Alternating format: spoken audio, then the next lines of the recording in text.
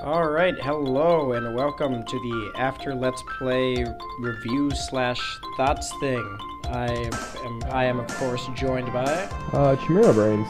And I am MinotaurZombie. And yeah, these are just kind of like a review slash thoughts of how I thought Secret of Mana was, and Chimera will be same with Chimera. Of course.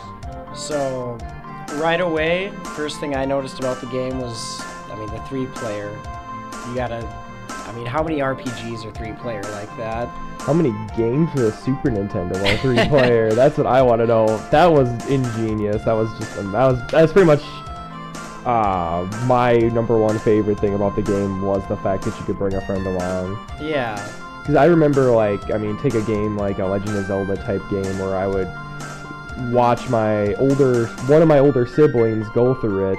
And it was always fun because, I'd always, pitch in, and try and, help them solve puzzles and stuff. And then it was like that, except I was able to play at the same time. Exactly. It's like, there's not a whole lot of, especially, RPGs that you can just play multiplayer like that. And the fact that it was 3 players, too, is just a really nice addition. On the other hand, I can't really comment much for playing it single player, but Hogan's AI was pretty terrible. Yeah.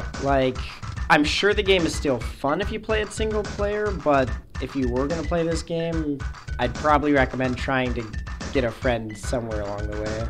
At least one. As long as you have, one AI following you around, it's probably a lot better than, let's say, Chimera Girl following you around as well. That would have been probably a nightmare for you. Yeah, exactly. I had to deal enough with constantly switching between my character and taking control of Hogan just to get Hogan's pathfinding. It really was, you basically did control 2 characters towards the end there, it felt like. But, with a game like this, the thing I really thought was ingenious for them was the ring menu system, though. For a multiplayer game like this, I thought that worked really well. Yeah. Where player 1... if there wasn't a 3rd player, I took control of, that 3rd player basically and selected the magic and all that for him, and then you had your own separate ring system. Yeah. It still paused the action, which was a tad annoying, but, it was probably, the best way you could do it without going, the route of, Crystal Chronicles or something and having 2 screens. Yeah, exactly. So, I thought that was really awesome. The game is, I really, really love the music. In fact, I'm gonna splice in, kind of me and Chimera's favorite tracks from the game over this. And, it was an amazing soundtrack. I was kind of blown away, actually.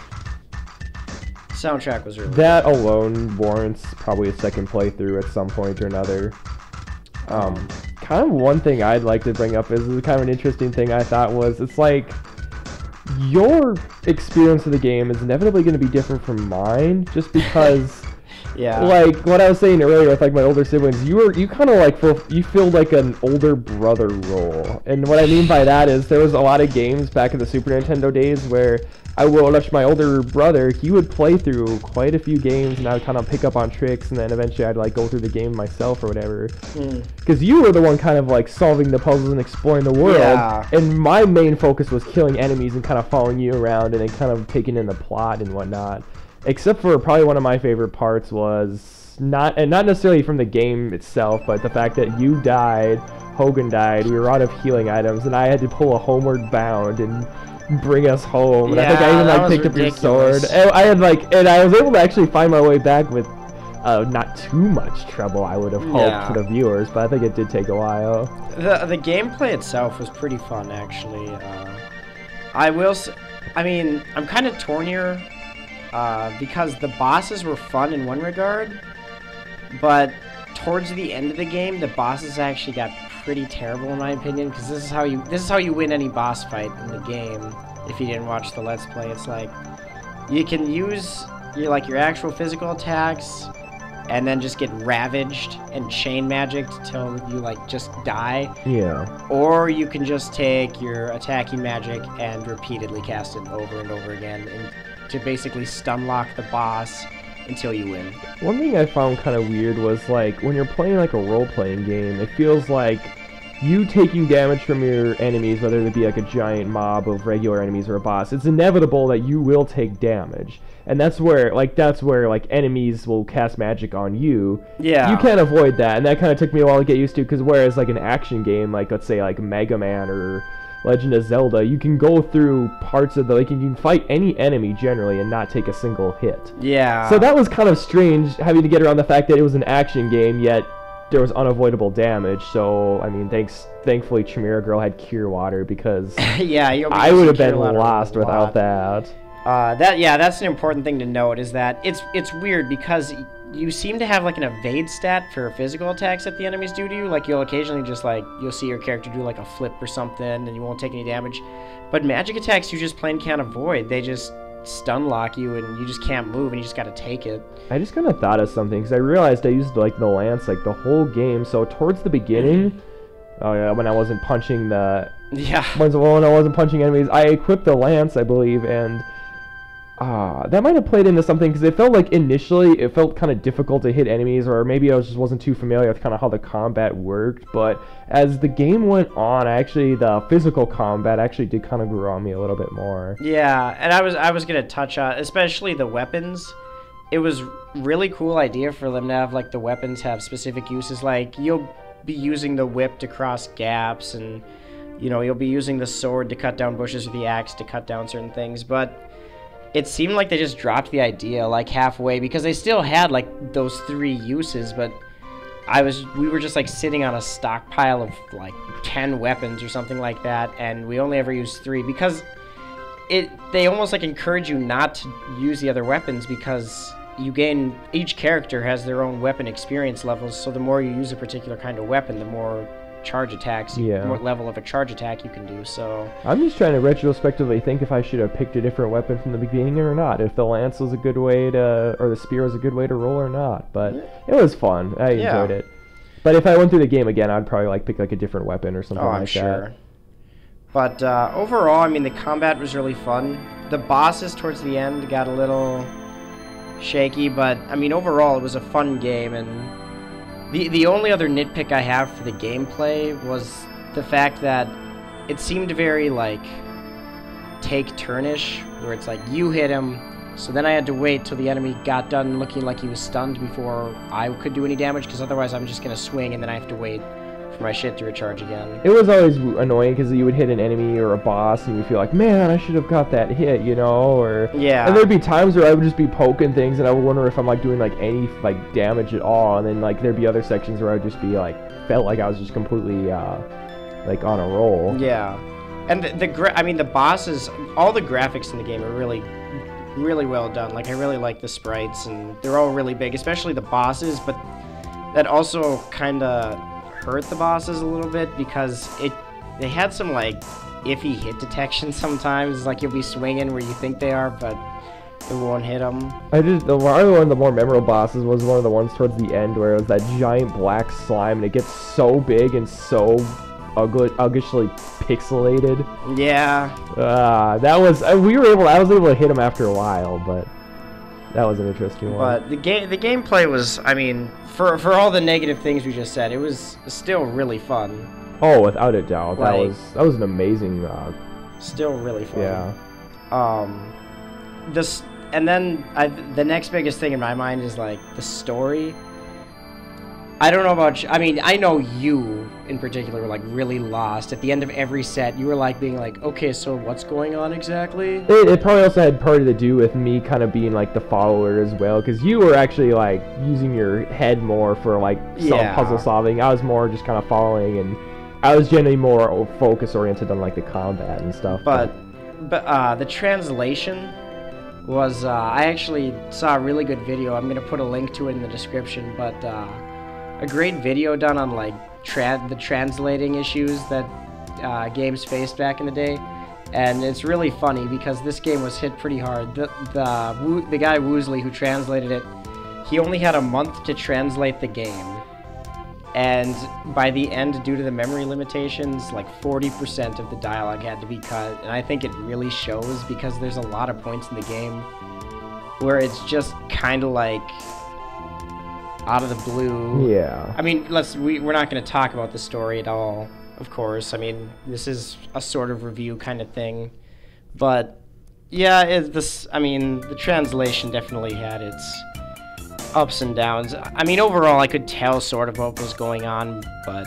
It's probably one of those games where if you go through it a couple times, you just kind of pick up on the little things. Yeah. It's like you know the story better. Like, I've played many games where it's like I'll go through the game and I won't, like, quite catch on all the elements of the story, but I'll go through it again and then it'll make sense. So, from a storytelling perspective, it's just one of those ones I'd have to go through again. Yeah. And, I mean, overall, the story was really cool and really good, especially towards the end, when things actually started picking up. I really liked, like, the credit epilogue thing. We're not going to talk about it at all, obviously, because we're not going to spoil anything, but I really like that. Overall, it was just a really fun game, and like I said, I can't comment much for the single player. Maybe if you messed with the AI grid system they have in place, you can get the AI to do more what you wanted to do, but for the most part, from the third player we had, it's like they were only useful for just spamming magic on bosses. If you can somehow find a copy of this game and find a multi-tap and find 2 other people to go through it with you, do it. Well, you don't. I mean, the game's on Virtual Console. If you have a Wii, you don't even need a multi-tap. Oh, you know what? That would like make it easy, yeah. Yeah. So, I mean, if you guys are remotely interested in it, I'd say get it. It's a fun game, especially if you have someone to play through it with, because I think this is one of those games that you'll probably have a lot more fun with going through multiplayer. Yeah, definitely get it. It's a relatively unique experience, I would say, on the Super Nintendo.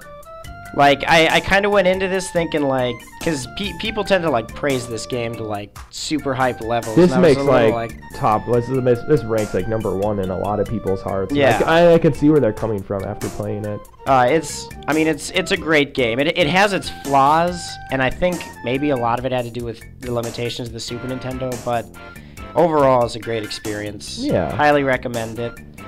But I am hoping when we go through Second Densetsu 3 or Secret of Mana 2, for those of you who don't know, I'm hoping they improve on some things. Mainly the whole, like, combat, like, stun thing where we can both attack the enemy at the same time and have it count. Yeah, that would be nice.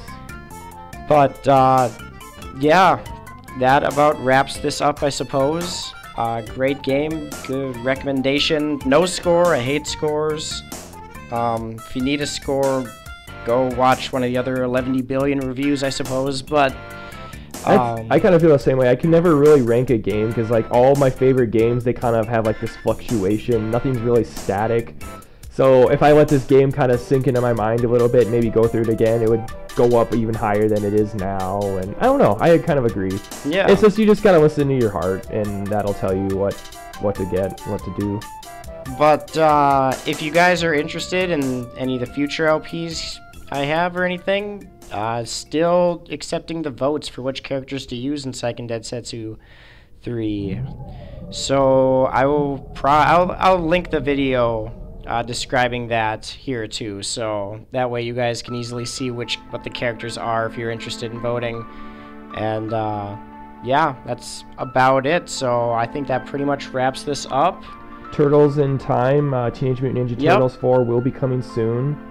I'm not sure which turtle I'm gonna pick. If you care, you can try and pick one for me, but I have two. They can't pick for me. We know who you're gonna be. You're gonna be the stick guy is all I care about. Hang on. Is it Donatello? I don't know. I think Donatello's the guy with the bow staff and the purple headband. I like Michelangelo with the nunchucks, but it seems like everyone likes him. It's either him or Leonardo, the guy with the swords. Like the blue or the orange guy. Those are my two favorites. Alright, but this is getting a little long, so we'll wrap this up. Thank you for watching. Hope you guys enjoyed kind of these reviews, thoughts. I did it just kind of, didn't really have a script or just kind of off the cuff here, so. Yeah.